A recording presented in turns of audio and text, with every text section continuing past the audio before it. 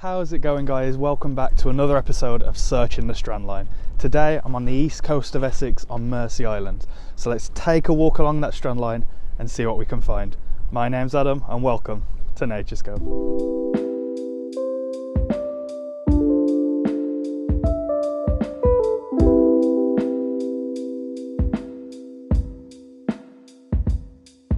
So I'll start this episode exactly how I start every other episode, by explaining exactly what the Strandline is for those new viewers who may have not seen this series before and may not know what the Strandline is. Put simply, the Strandline is the last high tide's highest point, and that's where it deposits all the things that were washed up in it.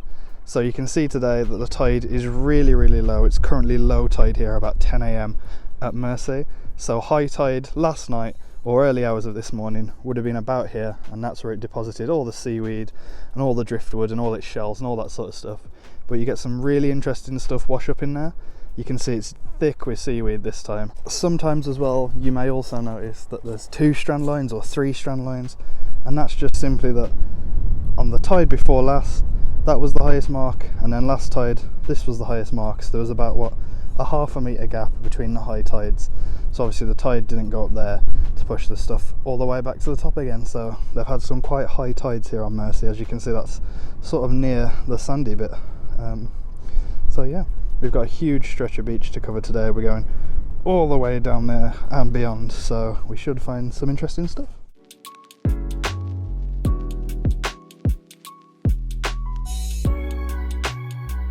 So one of the first things I'm noticing is that I've already found a whole bunch of sea glass. These are all the bits of sea glass I've found in sort of the first 5 minutes of looking. They've come in a whole range of colours. We've got some green there, blue, brown and clear glass. So yeah, that's really cool. Sea glass is just glass that has somehow ended up in the sea, whether people have thrown it in there or it's been littered in there or whatever has happened. Glass has got into the sea and smashed, and over time the sea has eroded the glass and made it really smooth.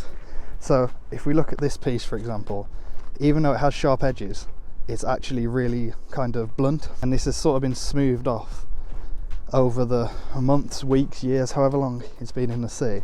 And that makes the sea glass that we find on the beach, and you can tell how long sea glass has been in the sea usually by how rounded it is. The more round the piece, the longer usually that it's been in the sea. Now, there's sort of a debate of whether we should leave it or take it with us. On the one hand, it's litter, it shouldn't be in the sea, but on the other hand, the sea has sort of made it its own and shaped it. But one of the cool things about sea glass is that people collect it up and make some really cool art out of it. I'll put some examples on the screen now, but some of the art that people can make out of sea glass is genuinely just incredible, and it really highlights sort of litter in the ocean, but what we can do with it and how we can make some really cool stuff out of it. We can see here that this bit of sea glass really hasn't been in the sea that long. It's still pretty squarely shaped. It's actually still quite sharp. So that's, an example of a bit of sea glass that hasn't been in there that long. Then you've got this where you can tell that the edges have started to have been eroded as it's bashed against the rock and the sand. So yeah, sea glass is pretty cool.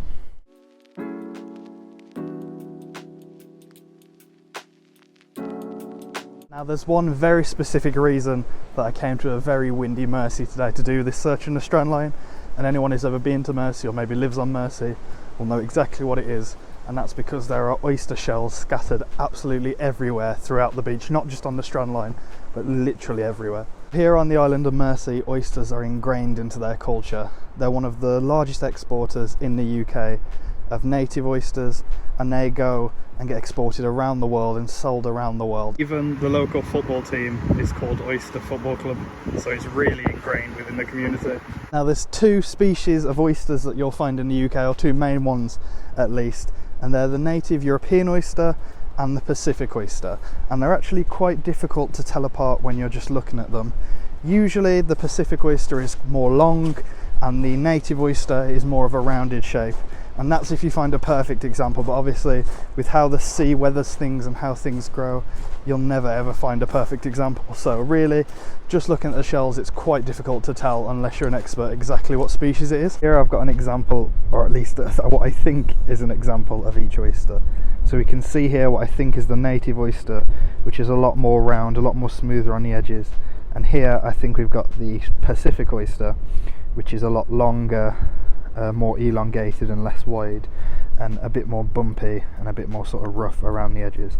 So that's how I think you identify the two. I could be wrong. If there's any experts, let me know in the comments, but I think this one's a native and this one's a Pacific oyster. So oysters are vitally important to have in our waters. A single oyster can filter between sort of 5 and 10 litres a day of water, and that removes all the toxins, all the pollutants, all the metals, all the things that aren't meant to be in our oceans. It helps to remove that. And that's just one oyster. Imagine what a whole group of oysters, because oysters band together in sort of oyster reefs. Imagine what a few thousand oysters could do and how much water they could filtrate in a day. You're genuinely looking at hundreds and thousands of tons each year of water being filtrated by these oysters, and generally just making the ocean a better place for everything else that lives there. Now, apart from filtering, oysters that band together in a reef create habitat for other animals. So smaller fry fish that have just hatched or have just been born can hide and have little cracks and crevices to get in and out of in these oyster reefs. And they also provide food for some of our native seabirds. The benefits are genuinely endless, and oysters are really, really important and really looked over in our oceans. And it's really cool when I come to Mersea and see the thousands of oyster shells that scatter the beach. I've just came across this groin and look at how many oyster shells have been washed up at the very corner of it. There's genuinely a few hundred. It's amazing.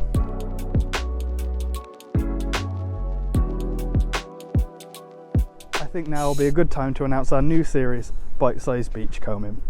Bite-Size Beachcombing will be short 2 to 3 minute videos highlighting things you can find out whilst beachcombing. If you want to hear in a little more detail about the oysters that I found today, or maybe exactly what the Strandline is and how it works, and other cool animals and little bits that I find washed up on the shore, then be sure to keep an eye out for that. The first episode will be out this Wednesday at 6 PM, and then every 2 weeks, every second Wednesday at 6 PM after that, there'll be a new episode of Bite-Size Beachcombing.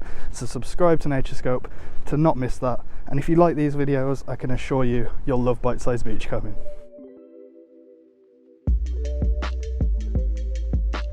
If you're perhaps a little bit squeamish, I'll give you a few seconds now to look away or skip forward, because I'm about to show a dead animal. It's intact, there's no sort of guts or anything like that. But yeah, if you're a bit squeamish, you might want to look away now. I've just come across this dead flatfish, and it hasn't been there long. The eyes have been removed, but the actual fish is fully intact. I think this is a flounder, although I'm not 100% on my flatfish. But very cool. It's not a very big one. But I love flatfish. I love how sort of they just go about their business at the bottom of the sea. Really well camouflaged and really hard to see. I don't know if you can tell, but the coastline in Essex is really, really sandy, and there's very few rocks. And because it's so sandy, this makes it the sort of perfect habitat for flatfish to kind of float around on. You know, if there's too many rocks, flatfish can still get around, but then perhaps not as well camouflaged, and it's not as easy. But the really sandy bottoms in the North Sea and the estuaries here make it perfect for flatfish.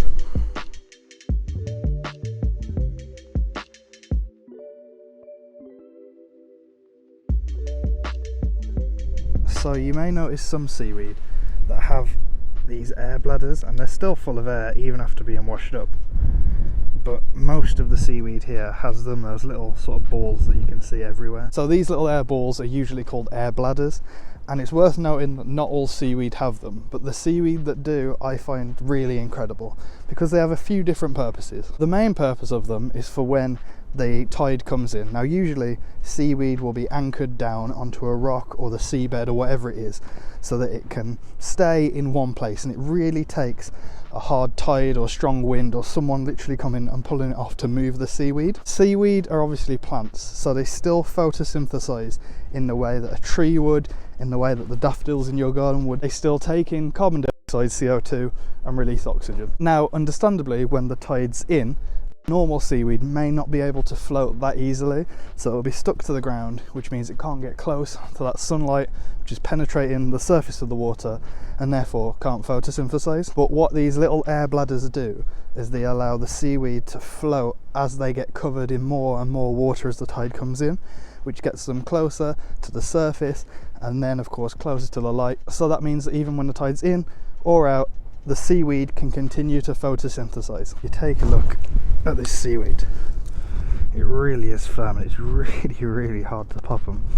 So basically in the water the seaweed would be, you know, lying down like that when the tide's not over it, and the second the tide comes over, the air bubbles would cause it to float upwards, which means it can get closer to that sunlight.